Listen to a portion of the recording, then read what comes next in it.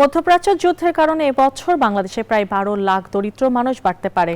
উচ্চ মূল্যস্ফীতির কারণে তাদের প্রকৃত আয় কমতে পারে। তারা দারিদ্র্য সীমার উপরে উঠতে পারবে না এমন কথা বলছে বিশ্বব্যাংক। এছাড়া চলতি বছর অর্থনৈতিক প্রবৃদ্ধি কমে 3.9% দাঁড়াবে বলে পূর্বাভাস দিয়েছে সংস্থাটি। বুধবার বাংলাদেশ ডেভেলপমেন্ট আপডেট প্রকাশ করে এসব তথ্য দিয়েছে বিশ্বব্যাংক। সংস্থাটি বলছে, বৈদেশিক মুদ্রার স্বল্প রিজার্ভ, কঠোর আর্থিক নীতি বিবেচনায় বৈশ্বিক বিপর্যয় সামলানোর ক্ষমতা বাংলাদেশের অত্যন্ত সীমিত।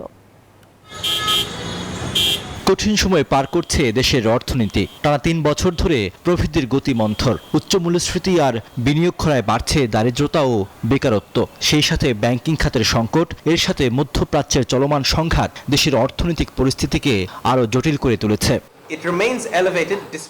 এমন বাস্তবতায় বুধবার ঢাকাস্থ কার্যালয়ে বাংলাদেশ ডেভেলপমেন্ট আপডেট প্রকাশ করেছে বিশ্বব্যাংক, যেখানে বলা হয় উচ্চ মুদ্রাস্ফীতি, ক্রমবর্ধমান দারিদ্র্য এবং ব্যাংকিং খাতের গভীর সংকটের কারণে 2026 সালে বাংলাদেশের অর্থনৈতিক প্রবৃদ্ধি কমে দাঁড়াতে পারে 3.9%। Coming into fiscal year 26, we see that economic activity was subdued yet again.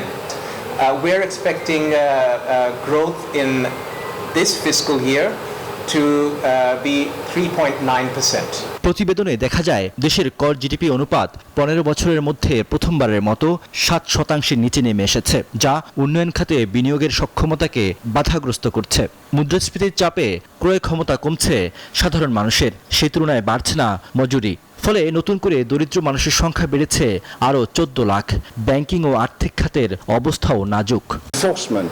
Of the rules relevant for the banking sector remains absolutely fundamental, so that the future brings better than what had in the past, and then the banking sector can resume. So we totally agree on the importance of making sure that the supervisor has the tools to deal with failing banks.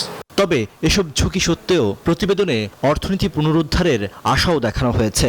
2026 সালের নির্বাচনের পর রাজনৈতিক স্থিতিশীলতা বজায় থাকলে এবং রাজস্ব আদায়, আর্থিক খাতে শৃঙ্খলা ও ব্যবসায়িক পরিবেশ উন্নয়নে দ্রুত কাঠামোগত সংস্কার করা হলে অর্থনীতি ঘুরে দাঁড়াতে পারে বলছে বাংলাদেশের উন্নয়ন সহযোগী এই সংস্থাটি। As quickly as possible, the needed policy reform. Riyad Suman, news 24, Dhaka.